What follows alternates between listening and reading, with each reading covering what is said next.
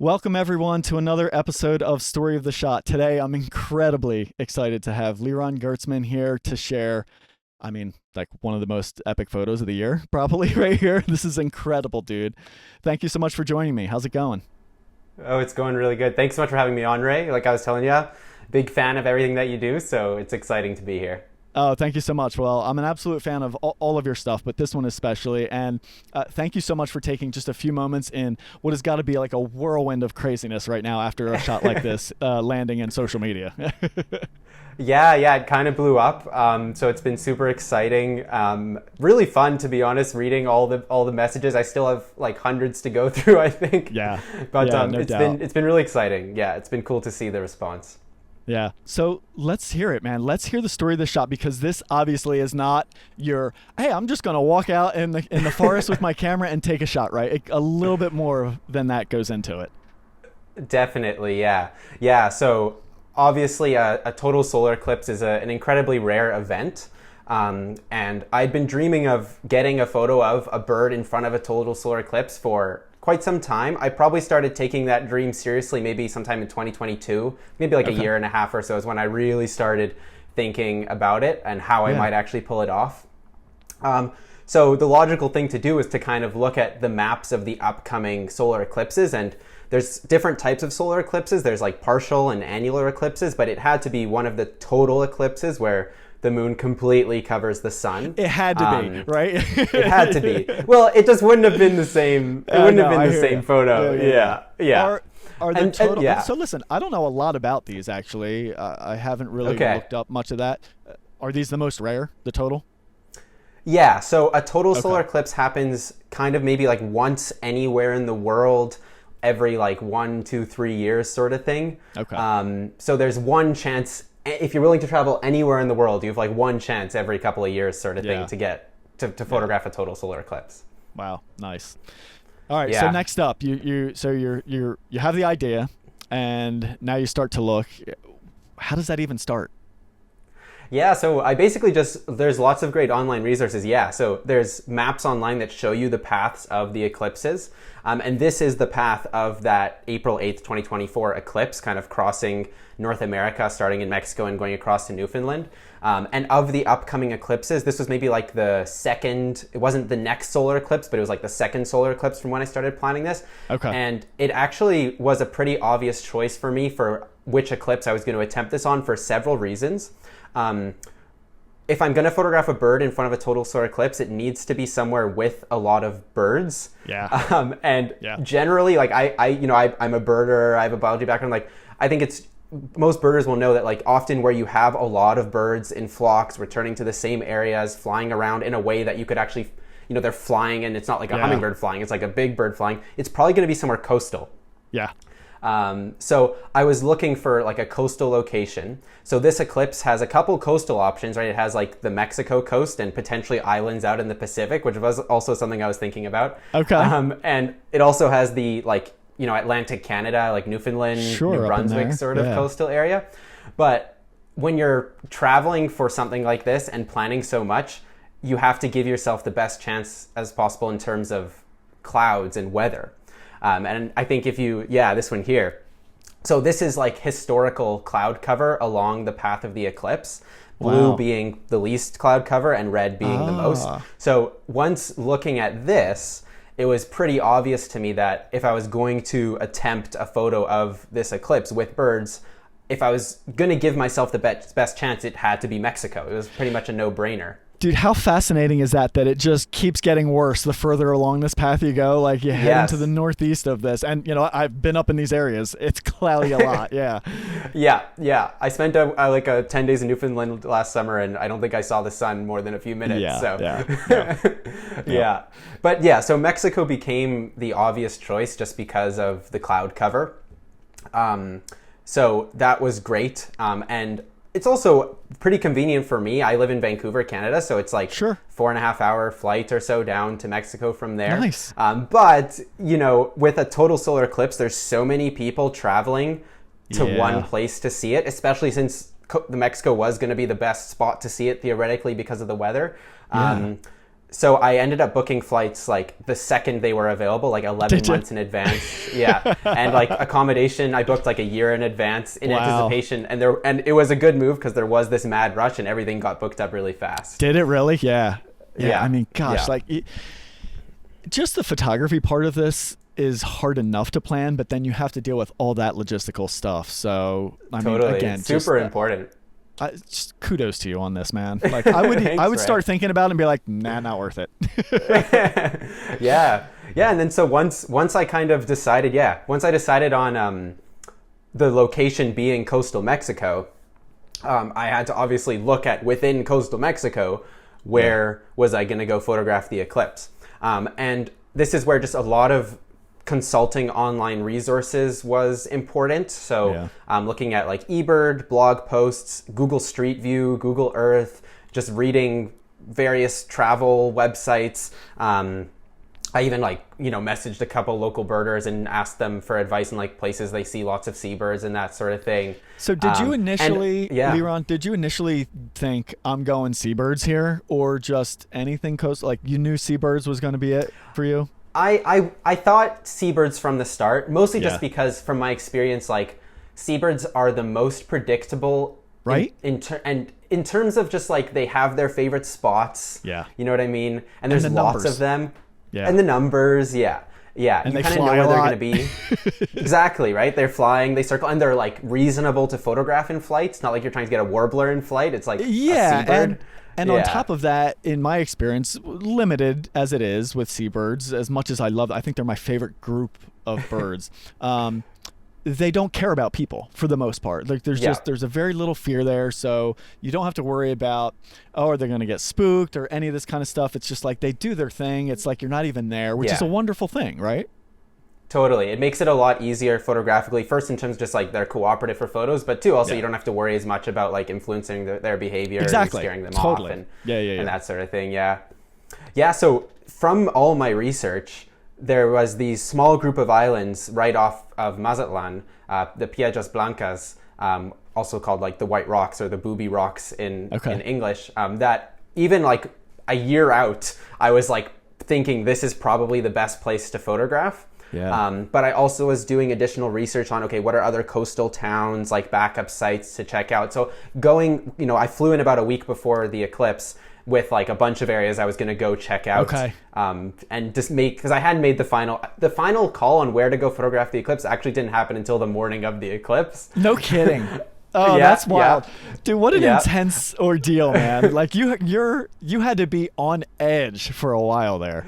Yeah, definitely. I think I was surprisingly relaxed, but like a day or two before it starts to get real and you start to kind of feel the adrenaline a bit more. Yeah, totally, man. Yeah, so all of our... Sorry to interrupt real quick. From this backup location up top to the one at the bottom, how far away are they as far as, I assume you're just driving at this point? Yeah, that's a really great question. So from Mazatlan, it's about 2 hours to the northern backup and maybe like 2.5 hours to the southern backup. So totally reasonable within, cool. That's nice. Yeah. Awesome. But you'll notice because they're like further out from the middle of the eclipse, there's actually a shorter eclipse there. Yeah. So 2 minutes to 3 minutes versus like over 4 minutes if we were staying in Mazatlan, which is why... Double the opportunity. Yeah, exactly. It's why ultimately the favored spots was...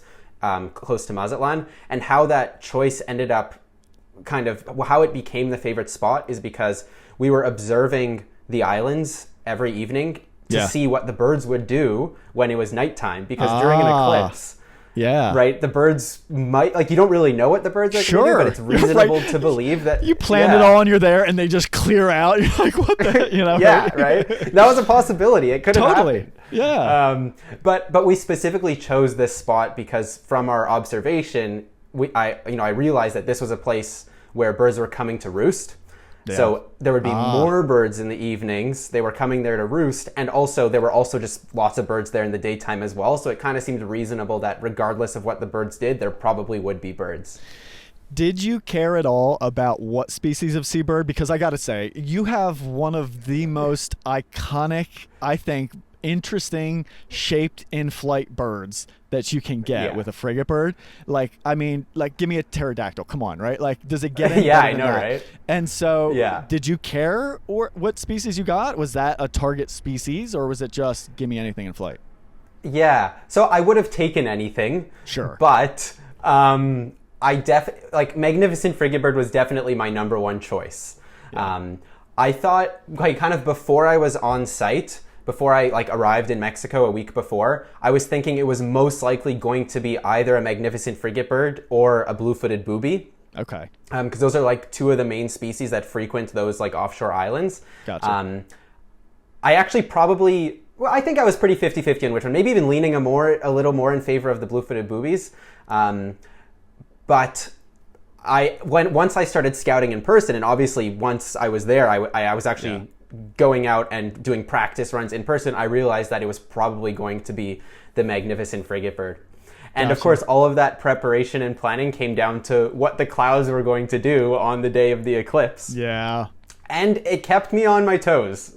Yeah, I'm sure. Yeah. I'm sure. Yeah, definitely. Yeah. So this was a test shot leading up to it? Yeah, so this quite a is while actually a before, you shot said. this is a shot from October 2023. So in October 2023, there was an annular eclipse, which is when the moon goes in front of the sun, but it's too far away from the Earth to completely cover the sun. Okay. Which makes for a dynamic range nightmare. Because the sun, it's like during a non-total solar eclipse, it's like photographing a bird during the sun on any other day. Yeah. So the sun is ridiculously bright. So I kind of practiced finding the areas with the right holes in the clouds, and I was helped out by the fact that there was some thin cloud here. And I just got practice planning and lining up birds with the sun. But obviously during a partial eclipse, you have like a couple hours to pull it off, whereas totality lasts a few minutes. So that was the big difference. Liron, have you been shooting mirrorless for all of these tests and everything, or was any of this DSLR? Yes. Okay. This was all mirrorless, all on the Canon R5, which is great for protecting your eyes as well. Even though during the partial phase, I did have a strong filter on the front, but still, you don't have to worry about accidentally blinding yourself looking through a camera at the sun when you have a mirrorless camera. You might have to worry about your camera, but not as much about your eyes. Yeah, and I think a lot of people were like a little freaked out about even just pointing their camera for a second, and I'm like, you're fine. Like, I've shot into the sun so many times. If you do it for just a little bit, like for a second or two, you're fine. Your eye is going to be fine, just like you said. It protects your eye. It's just, I think if you're sitting there tracking it or tripod set up on it, then you're going to have a problem, right? Exactly. Yeah. That's where the sensors get cooked. Yeah, exactly. I mean, especially with a lens like these telephoto lenses pointing at it like that. Yeah. So is this day of, or is this prior to, leading up? This is prior. So because these were islands offshore, you can't just like go walk out, obviously, to the islands. You have to take a boat. Yep. And also there's no landing on these islands. So all this photography was being done from the boat. And obviously I didn't want, for such a big event that I've been planning for so long, I didn't want the first time I went to go practice this on the boat be the day of the eclipse. So I had chartered a boat like, I don't know, 8-10 months in advance for both the day of the eclipse and a couple days before the eclipse. So this was a couple days before the eclipse. We did a practice run at the time that the eclipse would be, so the sun was in the same spot, to just go up to the islands and get a feel for the boat, practice the communication with the captains. And I have only a very little bit of Spanish, hablo muy poco español. So this was obviously a bit of a concern for me, like, because it's hard enough to communicate with sometimes boat captains when you speak the same language on where to position the boat, let alone in different languages. But we worked out communication nicely. And I felt a lot more confident. And I was getting, like, as you can see, like in the practice zones, there were just lots of birds in the sky. So it started to feel a little bit better. The chances of success started to feel a little bit better. That's so cool, man. This is one of the islands out there?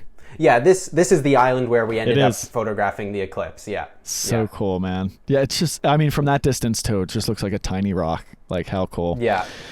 Oh, let's check this out. Let's see this video. Yeah, so this is just from the boat, which I think gives you an idea of the fact that you're on a boat and there's motion. Rocking and rolling, dude. Be a challenge. Yeah, because during an eclipse, it's really, really dark. And that was going to be a concern as well of like using your hands as a gimbal to stabilize a camera, especially a telephoto lens, during the eclipse. Yeah. So now it starts to come down to that moment, huh?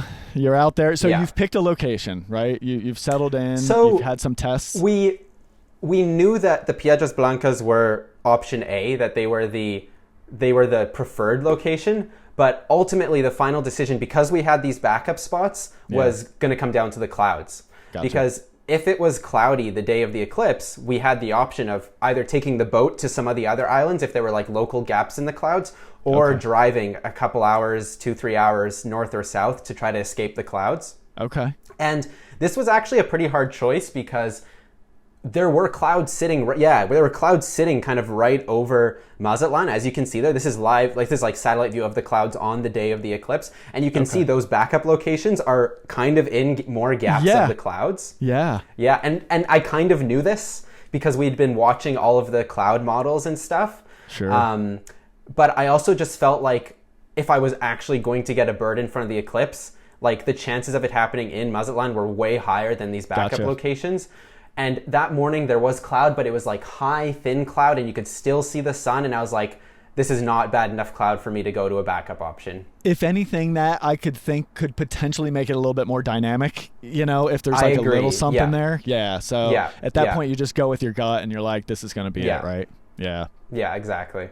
Nice. So this is during the partial eclipse, so like before this, the sun has been completely covered by the moon. And this is with I had a 10-stop ND filter on here because the sun is obviously really bright, and this is also through thin cloud. So if this was one advantage of the cloud is if this had been like a completely clear day, you couldn't really get a photo like this. But because the sun is like through the thin cloud and lighting up the cloud, it's more possible to I was getting photos during the partial phase as well as I've never used a telephoto lens with an ND filter that high.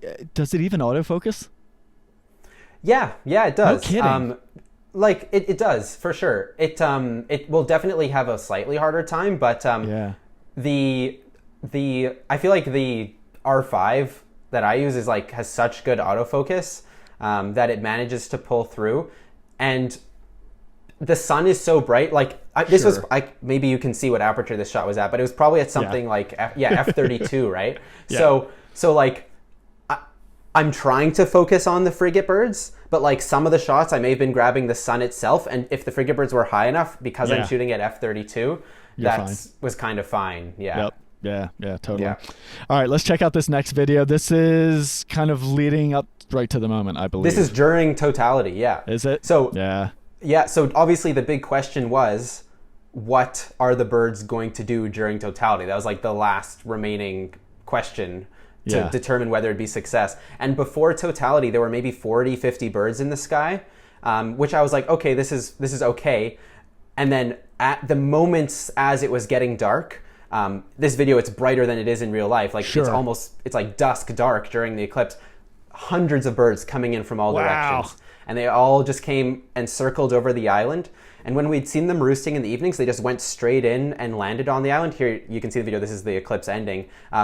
They would come land on the island at night, but during the eclipse, they all came in to roost, except they didn't land on the island. They just kept circling in the air. No kidding. So the best possible circumstances you could have asked for at that point. Yeah. So this is a wide angle shot. I had two, so I had my R5 in 100 to 500 millimeter lens, and then I also rented a second R5 with a 24 to 105. Okay. Because I just didn't want to be switching lenses during the eclipse, and I knew that depending on what the birds were doing, I could be using either lens, right? Because if there were birds near the sun but not over the sun, I was like, I'll just shoot with the 24 to 105. So I actually managed to get some shots with both lenses. Very cool, very cool.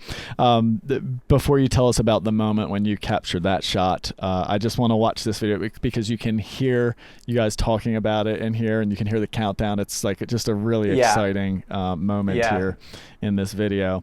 And so cool that you were able to capture this as well. Yeah. 5, 4, 3, 2, diamond ring, 1.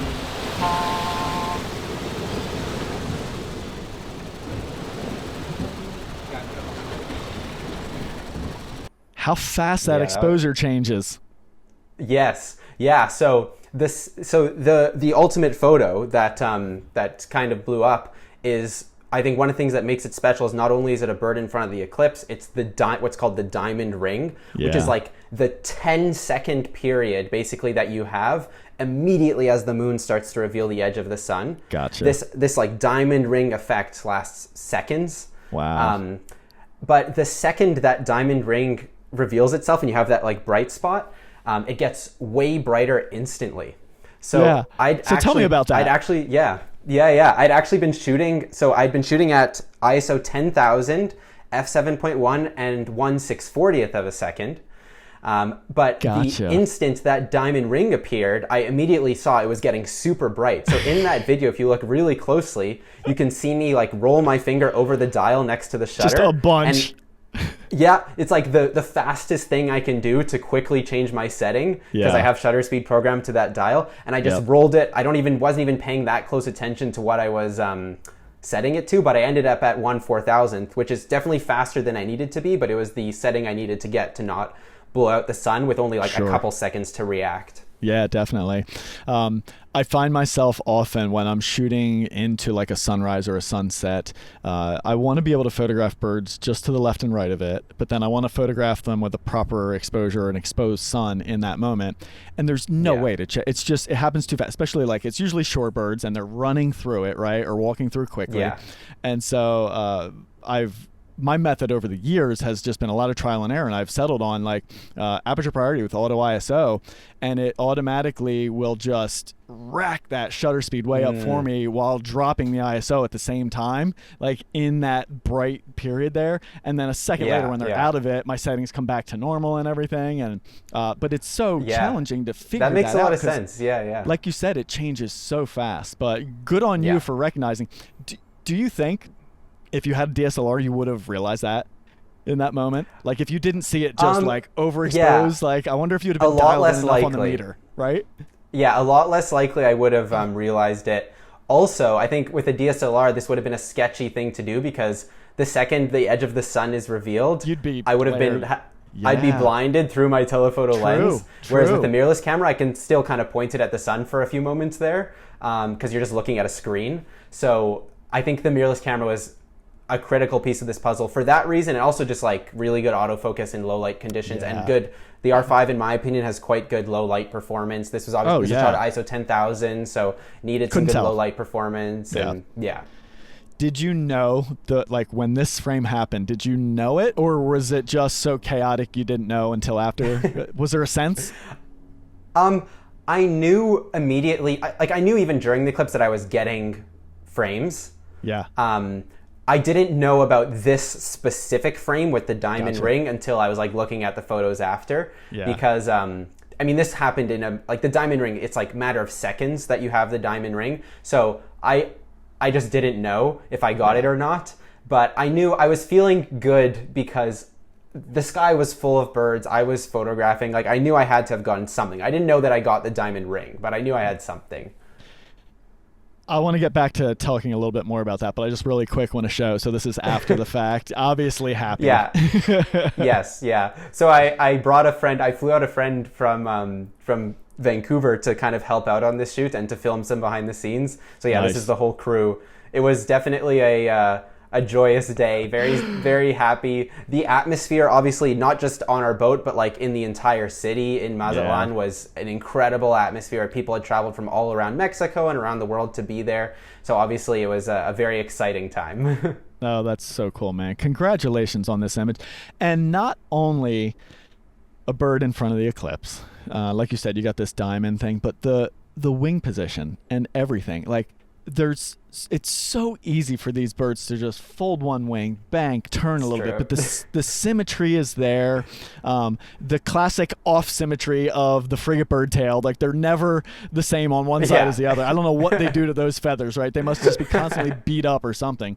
But anyway, everything about it, man, just absolutely incredible. Kudos to you on this, and what an achievement in the end.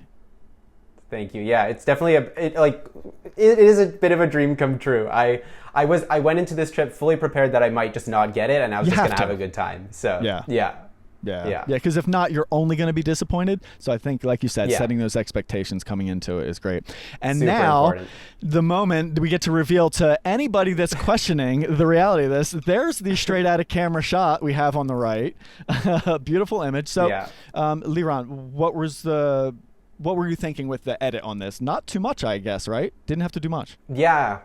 So there was pretty light post-processing here. I usually kind of, when I edit anything, I try to, like, before I even begin the process, I try to, like, ask myself, okay, what is the game plan here? Like, what am I doing here? Yeah. And there were kind of, I think, 3 main things, but they're all, like, not drastically changing the result. The one thing, obviously, is the composition. Like, I needed to crop in a bit. Sure. I was shooting at 400 millimeters, even though I had a 100 to 500, and this could have been shot at 500. It just gave me a little more leeway to, like, pick up birds as they were coming in, shooting at 400. Yeah. So it was deliberate that I was shooting at 400. I wanted to brighten up the corona around the sun a little bit to kind of, so you can see, like, especially that lower wing of the bird a little bit better. Yes. So I just kind of brightened up the corona while also controlling the highlights on the diamond ring itself. And then the third main thing, like the main change to this photo, which will probably hard to be seen over just like a screen share, but I did have to do some noise reduction because obviously the original photo is going to be a bit grainy, but it's very easy to do some basic noise reduction these days. So. And with a photo like this, right? Simple, clean color, very bold, sharp, defined lines, not a lot of fine detail we're looking at here. So not a lot to mess up with noise reduction, right? Yeah, it's much more forgiving for noise reduction because it's not like there's all these intricate details that need to be preserved in the first place. It's really just about, I guess, the light and the dark patterns. Yeah. Dude, where do you go from here, man? How do you top it? You're done. Game over. I don't know. I've been asking myself, what's the next big photo plan? I'm gonna have to come up with something because this has been like the plan that I've been working towards for like a year and a half. Yeah. So I need, I'm gonna need the next big project to keep myself occupied. Well, thank you so much for coming and sharing the story of this photo. It's an incredible image, an incredible story. So much work went into it. I loved hearing all about it, and congratulations on this final result, man. Well deserved. Thanks, Ray. Thanks so much for having me. I appreciate that too. It's great to chat with you. Yeah, same here.